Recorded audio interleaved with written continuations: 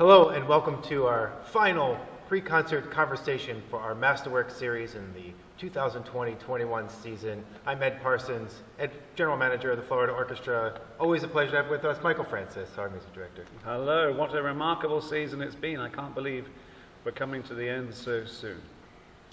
Yes, it has been a long road through COVID. We made it through and we're looking forward to a restful summer and coming back next season to full audiences, full orchestras on the stage, and putting all this COVID.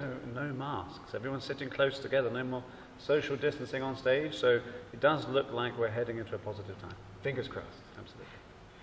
So we have two great masterpieces for our final masterworks of the season, and we start with Beethoven's Fifth Piano Concerto, The Emperor.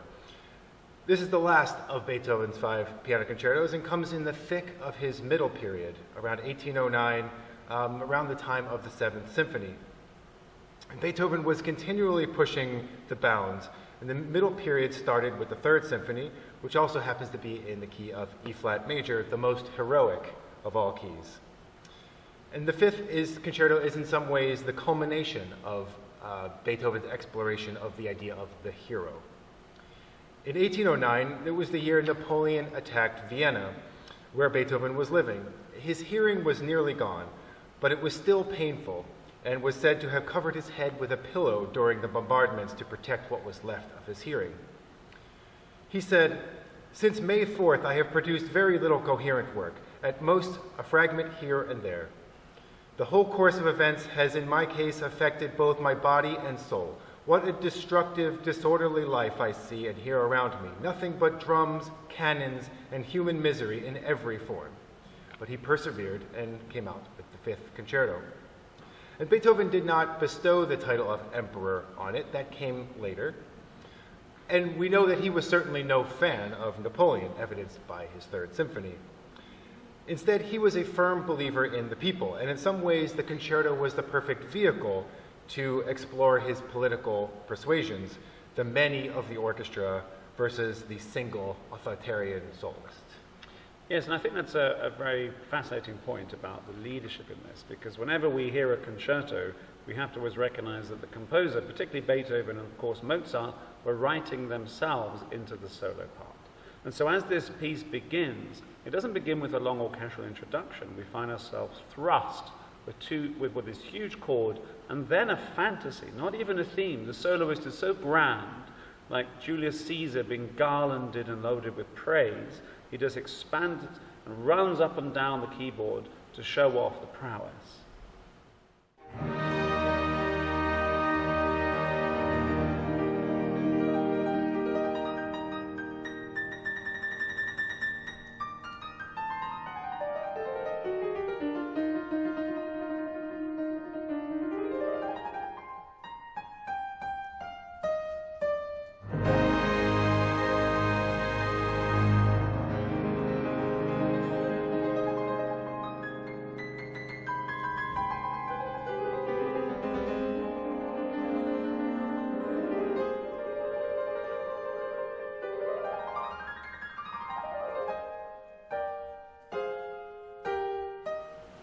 And this then continues a couple more times as this pianist, we just listen to the magnificence and stand in awe of the great hero, whether it be Napoleon or be Franz I, the new emperor of Austria, because all the old empire had been collapsing around this period. You have to imagine in 1789, just 20 years before, was the French Revolution. The whole place was in absolute turmoil in Europe. It was an extraordinary period. So now when we start with the orchestral theme, there's a clear military idea to it. Dum, ba-dee-dum, bum-bee, bum, bum, bum, ba-bum. Snare drum, there's a fanfare. This is absolutely what we would call a military topos, or a military topic.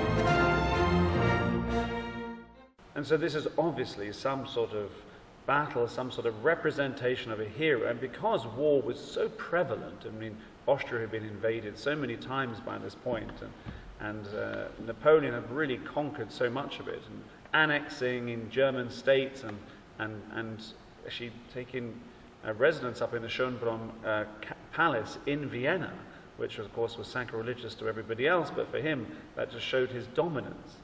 But then actually when we come to the second theme, you'd think this would be a contrasting, more pastoral idea, and it is softer in an unusually soft key of E flat minor, but it still feels with that pulsation, but it's still the same person as representing another side of the character. There's still a military tinge to the writing.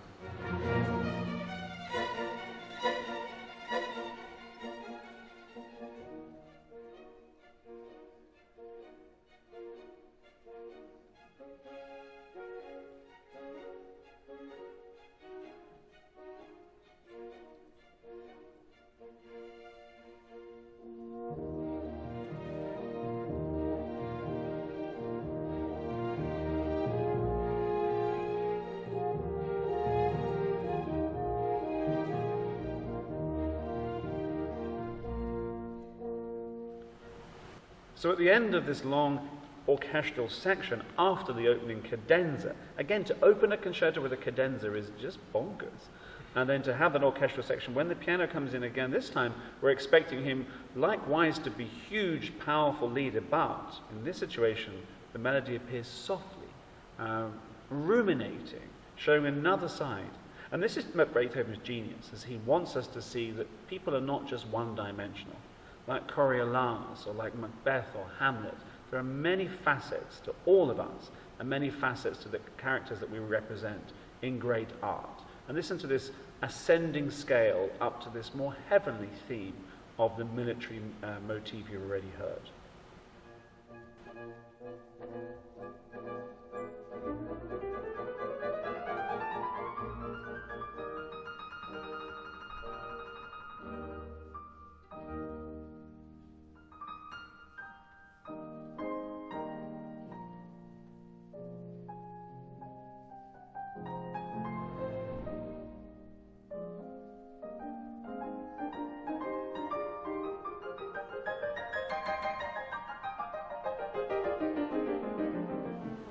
Ed already mentioned that there's this great battle going on between the protagonist and the orchestra, and this next section shows us perfectly well as you hear these thumping octaves, this indomitable will pulsating and powering through, dominating and bringing everything under its powerful purpose and intention.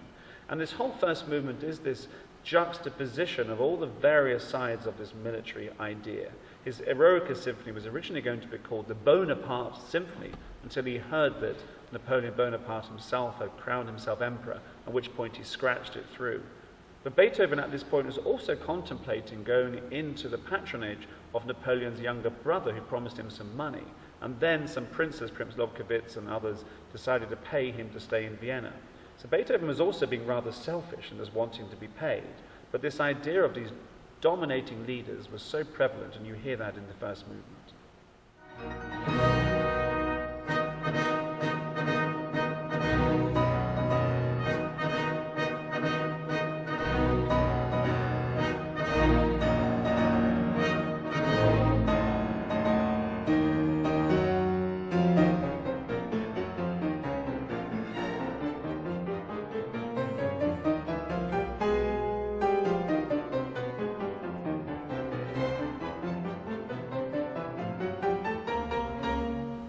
Come to the second movement, we now see something so completely different, from E flat major to B major. This is not a relationship which you normally think of in the keys.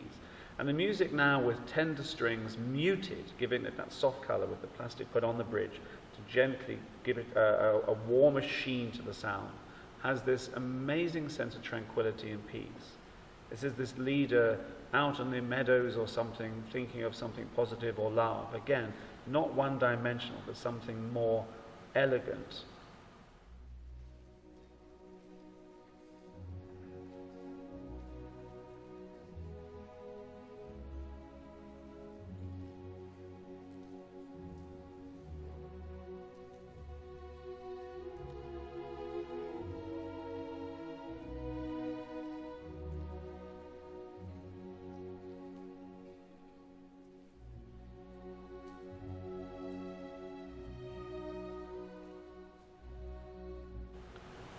And when our soloist does enter on top of this beautiful bed, this tranquil ocean of expression in the strings, it seems to descend down from some celestial place to be present with us, like a dove or like the lark descending down to join us. It is a truly magical piece of writing. The idea of imagination, of fantasy, that we see the person, but what are their thoughts as well?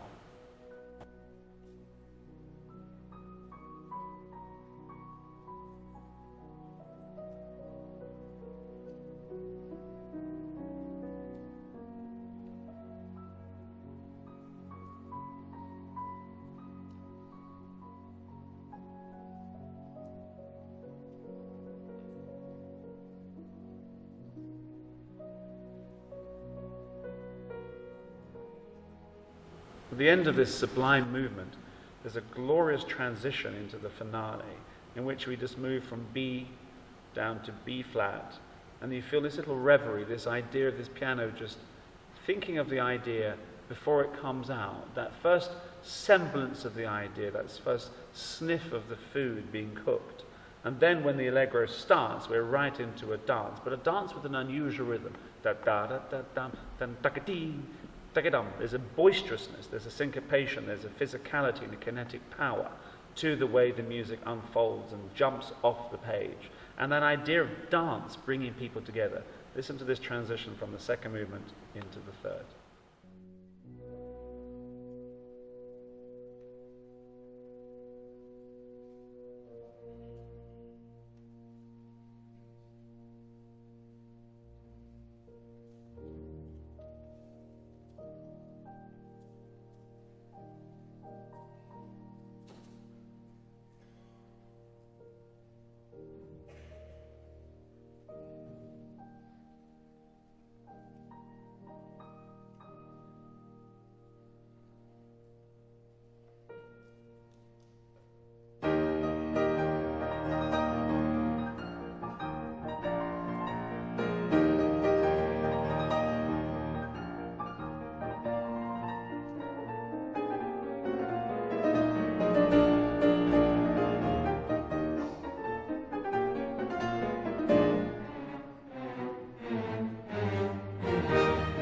The third movement, this concept of dance uniting everybody. We forget the power of dance, but that really was the social glue. The opportunity to come together to dance, where the rich would dance with the poor often in certain events, but also just that social nature. Very often in Vienna, I think there was only 200,000 people in the whole city. Often 50,000 of them would be out any night dancing and socializing. Far more than we would necessarily do in comparison today. But now at the very end of this third movement, there's an incredible moment just reminding us of the seriousness. And this is when you're listening to the piano, it seems to slow down, and then the distant timpani reminding us, almost as if a premonition of what is to come, or perhaps just a sense of empathy we must have with those distant drums in Beethoven's damaged ears. It's a really touching moment as the music seems to slow down and wind down. Military timpani, and the piano comes to a halt before we gallop off to the end. Just that reminder of things, that what it must have been like in 1809, in the middle of that year, when Napoleon had dominated Vienna and all before him.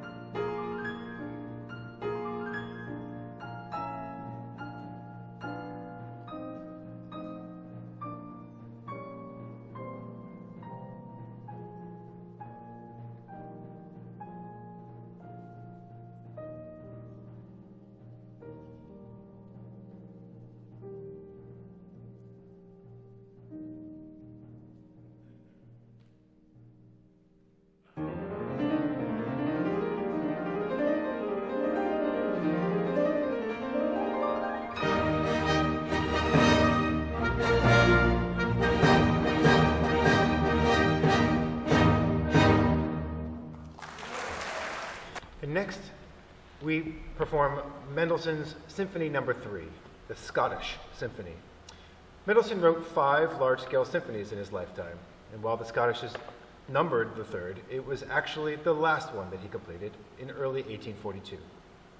The idea for the symphony came more than 12 years earlier in 1829 when he made his first trip to Great Britain. Though he would make many subsequent trips to England, his first trip was the only time he ventured into the Highlands, and it had a profound effect on him. His excitement for the trip was palpable. In a letter to his traveling companion prior to departure, he exclaimed, "Next August I am going to Scotland with a rake for folk songs, an ear for the lovely fragrant countryside, and a heart for the bare legs of the natives."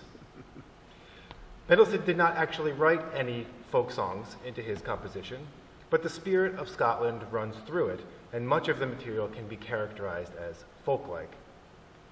He sketched some ideas for the symphony during that 1829 trip, but work was interrupted a year later when he took a trip to Italy, when he put the ideas aside to work on his Italian symphony, saying that while in sunny Italy, who can blame me for being unable to bring myself back to the foggy mood of Scotland? Of course, he did come back to it and subsequently became his most celebrated symphonic work, which was dedicated to Queen Victoria, one of his most famous admirers. The start of this symphony has a very dark beginning, and he said the inspiration was from Holyrood Palace in Edinburgh. And in it he wrote this: "We went to the palace where Queen Mary lived and loved. There is a little room to be seen there with a staircase at its door. They went up that and found Rizzio in that little room, dragged him out, and 3 chambers away there's a dark corner where they murdered him." And then he describes this broken altar where Mary was crowned Queen of Scotland. And that's where the beginning of this symphony starts. This sense of darkness, this sense of the mistiness. And there's another wonderful quote that he gives about Edinburgh, about that Gothic quality. Anyone who's been there will know it's sort of the foreboding nature of those high buildings, with the dark quality, of course, the lack of light and rain helps to add to the moodiness. He said, "When God himself takes to panorama painting, it turns out strangely beautiful. Few of my Switzerland reminiscences can compare to this. Everything looks so stern and robust, half enveloped in a haze of smoke and fog." And the beginning of this is like a bard telling an ancient, dark story. There's a real gloominess to the way this piece unfolds with high violas.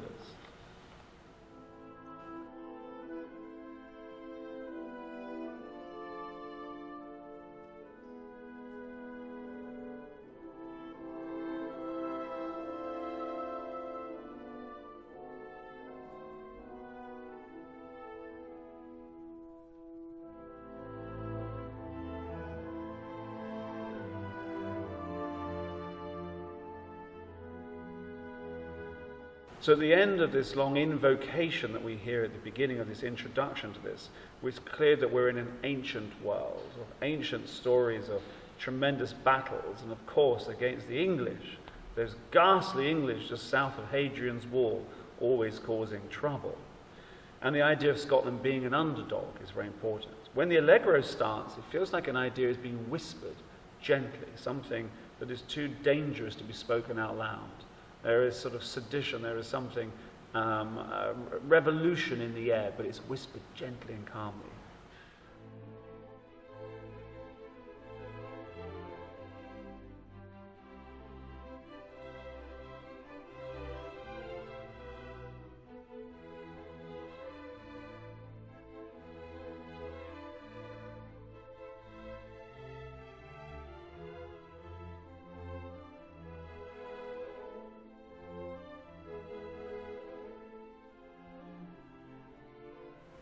That theme then erupts into one of the allegros, which is now a faster section, and here now the battle is clearly upon us, and we sense this vibrancy, this physicality, this tremendous bustle that you hear in the writing. Such exciting music.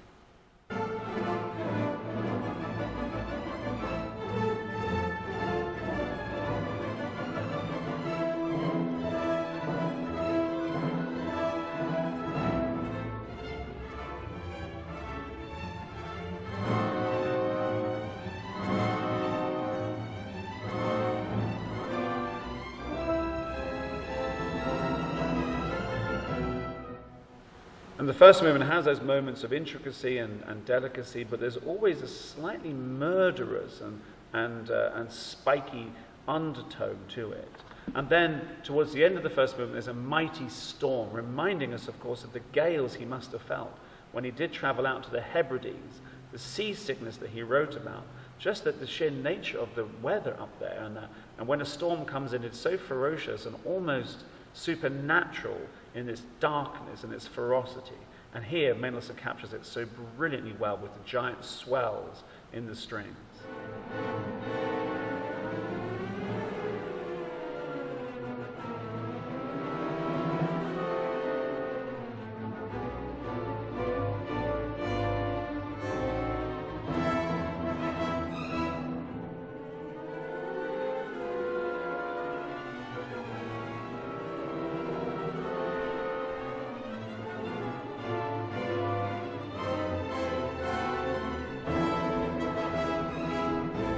The second movement, I should get a quote for you. The second movement starts directly after the first. There's no break in between the movements. And he gives a fantastic quote about what it's about, I should say. Highlanders with long red beards, tartan blades, bonnets and feathers, naked knees, their bagpipes in their hands. And this is music of a great country dance. This is the Highland Games, writ large in the music. This is really tremendously buoyant, fun, effervescent music.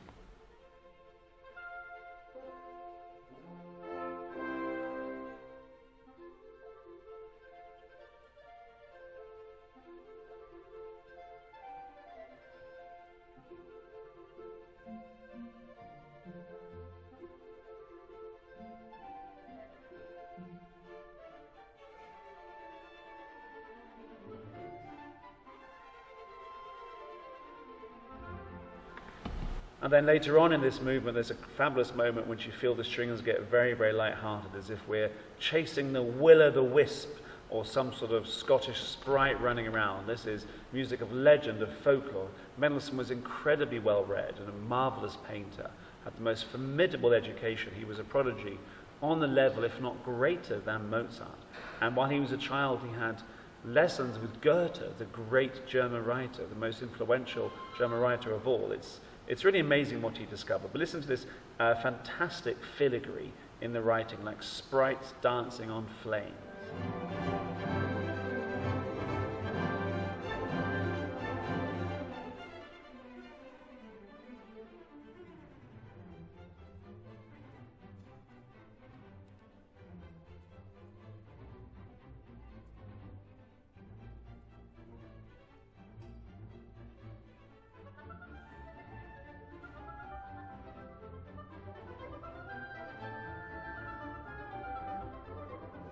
Then in the third movement, which again runs concurrently, there's no break in this symphony, Mendelssohn shows us one of the most touching aspects of this symphony. And this is this relationship between honor and the necessity of battle and what will be left behind. And it's extremely touching. There's a famous painting by David called The Oath of the Herati. And in it you see three brothers with swords ahead like this, and the father's there. And then to the left you see the wives and the mothers there weeping as these men going off to battle, that patriotic duty against what would be the personal loss. It's such a powerful painting from 1784. If you get a chance to look at it, I recommend it, because as soon as you see it, you will understand this movement. So after the short introduction, we hear this long soliloquy, this almost prayer, this request to stay, unfolding in the higher instruments.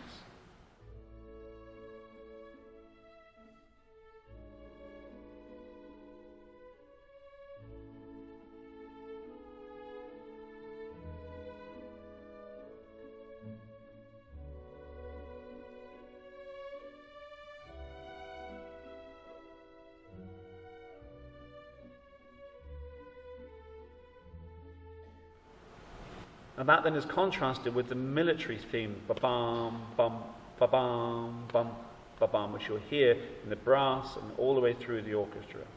Tremendous contrast of duty against love.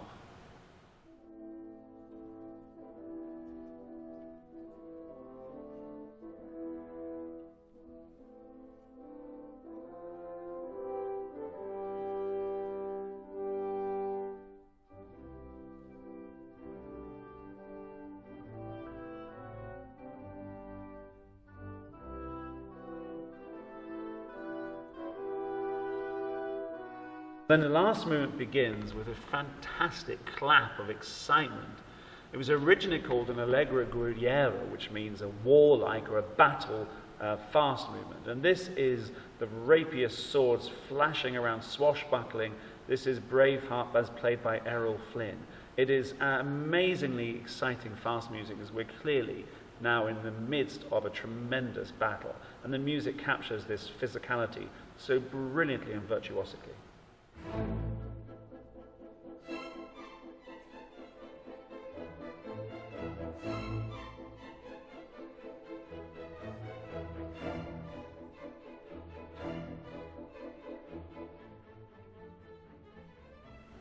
At the end of this astonishing battle scene, there's a moment in which you just feel the battlefield is just stopped still.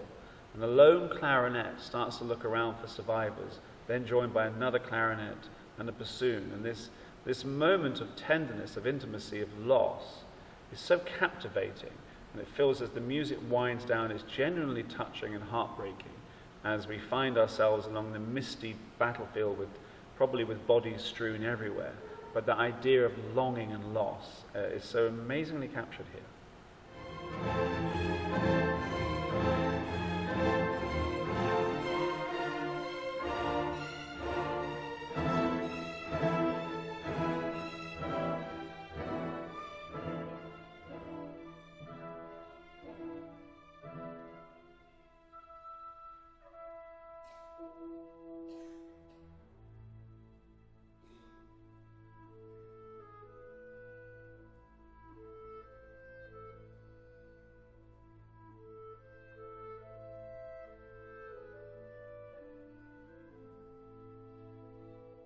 The very end of this majestic symphony, the symphony that captured not just the terroir or the landscape of a nation, but also the soul of the people, so brilliantly, we find ourselves in a glorious communal praise, a hymn of thanksgiving for the victory that has been hard won.